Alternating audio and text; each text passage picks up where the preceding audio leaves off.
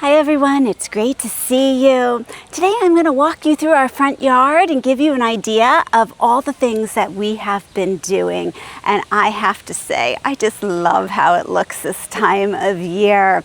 So along our front brick wall, we have quite a planting going on, and the astilbe has just started to bloom, so it's really a perfect time to look at that.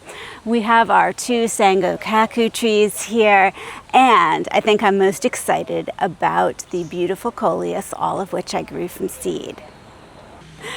So take a look at the plantings we did this year. Now the astilbe are perennial. They were here when we moved in, and they just always look gorgeous. Always in the past, I have done the tuberous begonias in between them, and I've just done the tuberous begonias, choosing one color. Well, this year I branched out. I chose two colors, the white and our pink. This is the nonstop pink and the nonstop white. And last fall, I put in our beautiful heuchera, which is another perennial. They came back great. This is the dressed up ball gown. Such a beautiful chartreuse. And then in between, I put all of the seedlings for coleus.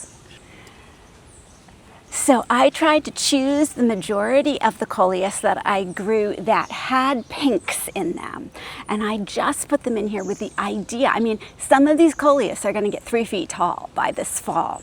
And I put them in thinking I want this lush look in front of the house. All this foliage, and it's already growing in and looking great. Now the nonstop tuberous begonias look like little roses. I love how they're coming along, and the variety of the coleus just is fabulous.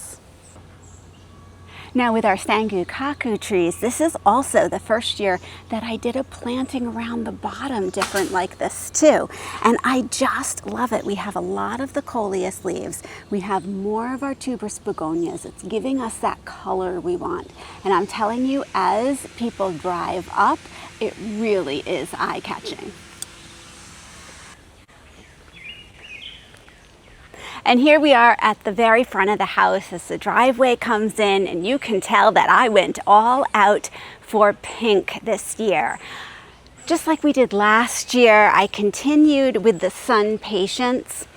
Last year I did both sun patience and we tried some New Guinean patience, and the sun patience just did so well wherever they were. I decided to go all out for the sun patience, and this is a big shout out to Hidden Gardens because I had to order a lot of sun patience ahead of time. This ended up being 20 flats of sun patience, and they were fabulous. Hidden Gardens is in Barrington, Rhode Island, and they really do an amazing job, especially with your annuals from proven winners. And boy, they have been amazing helping this come to fruition. They also helped me order tons of flats of the tuberous begonias that are up with the coleus. So these are the red candy sun patience, and yeah, they don't look red to me. They look bright pink, and I had seen them last year, so I knew that they were going to come bright pink. They go around the sweep here that is next to the driveway, and then up to the front. It pulls your eye right up to the front of our urns here, and those are also in the pink. I am so excited about this strip of planting space because this is new this year. This is a project that we started this spring. In the past, this has all been grass, but I'm running out of space. And Dan said it was okay to take the grass out. He was so generous. He said we could take all the grass out, but I'm saving that for another year. We did a nice curvaceous strip removed here, and this is eventually going to be a line of perennial daylilies. I got a great order that you saw me unbox recently from Kathy's daylilies, and those are planted in here. But you know, the first year they don't usually bloom and they look a little sad because they've been transplanted. So I thought that would be it needs to have those sun patients sort of disguising that as you come up here. And I just love the way that color is extending up here.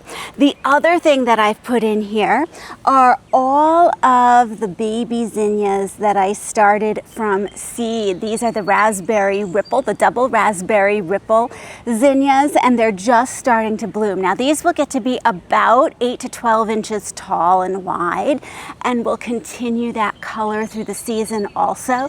So we're going to have the sun patience, we're going to have the zinnias with pink. I am loving it, and fingers crossed so far nothing has eaten them, which is a really, really good thing.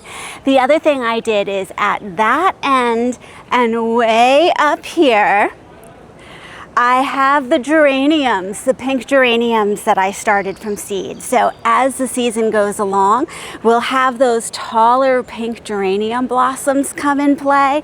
And I just think it's going to be so pretty. I can't wait to show you what that's going to look like. So now you can tell that we have that nice line of the pink sun patients. I've continued them around here so that it sort of draws you back down our path that leads to the backyard. And then let's look over here. Here I am in the front circle by the driveway that we did last year, and oh, I'm loving this so much.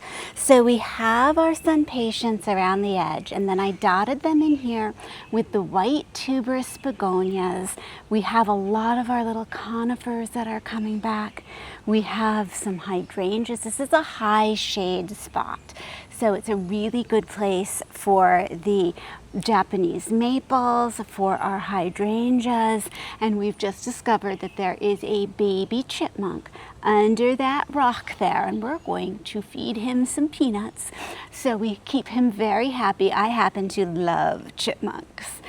This area to me has so much potential for the future.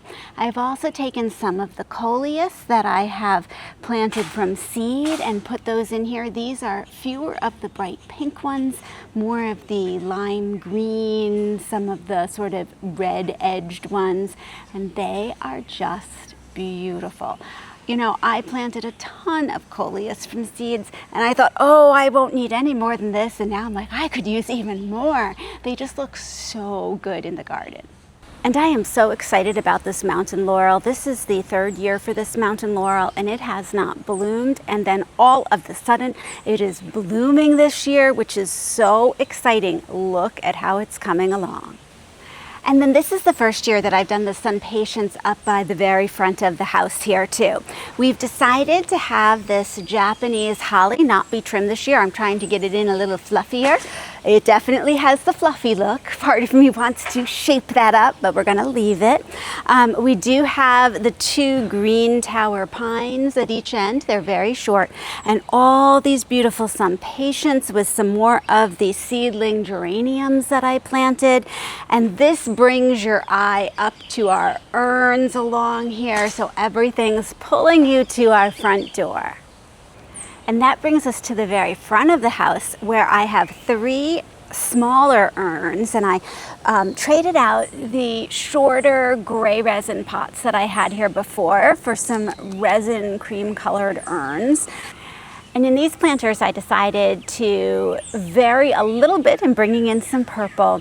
I have the beautiful tiara blue petunia, the silverberry petunia, the Bordeaux 2, so purples, this beautiful lime licorice plant, and in the center of each I do have one of my seed geraniums. They are not blooming yet, but they will give my pink taller centerpiece to this. We do have a bud here, so they're coming. Give them a few more weeks.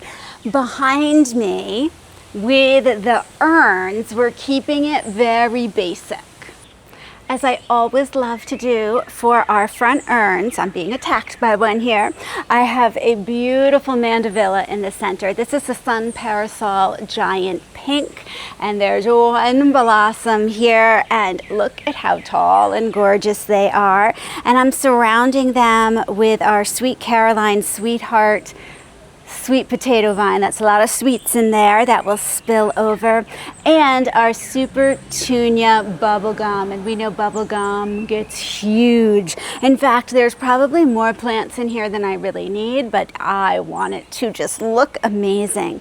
Now, I have chosen to keep the sun parasol mandevilla in a grow bag, in a nursery pot. So here's my bag and the pot and the pot. And the reason for this is not because I'm planning on bringing these into the unheated shed for the winter, although I could bring them inside, but the mandevilla does not like to be watered that much. It likes to dry out in between watering, but my petunias and sweet potato vine would not be happy with that. They need a lot of water. So this allows me to water the rim gap, the edge, really well and have a different watering time for what's in the center here, and it works out really, really well. I'm looking forward to seeing how this will all spill over. So that gives you an idea of all I've been up to in the front yard in the past 6 weeks. There's just been a ton of planting. I love how it looks, and I can't wait to keep sharing with you how it grows in. Thanks so much for joining me, and I'll see you in the next video.